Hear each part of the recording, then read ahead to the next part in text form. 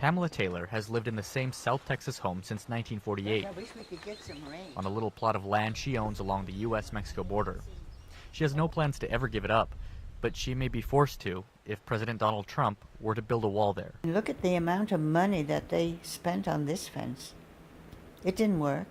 Taylor makes no secret of her distaste for the partial barrier that already exists around her property, an initiative of President Bush in 2006.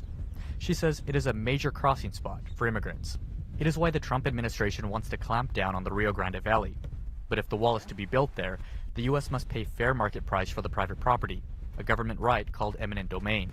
And that has angered area residents. What makes anybody think that they can go in and take away the homes of those people and say, well, sorry, this is, I don't think it's right. I think they need to start thinking about the people here before they do anything. Across the state, organizations have provided free legal advice to property owners who have the right to contest the government's offer.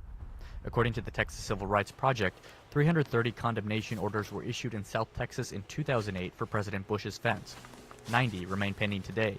This time, the number of cases could be greater. If all the landowners take the same stance and refuse to accept any offer from the government and take the cases to trial, it's going to be very, very difficult and time-consuming for the government to conclude the cases, and it's going to take so long that it's conceivable that the policy will be dropped.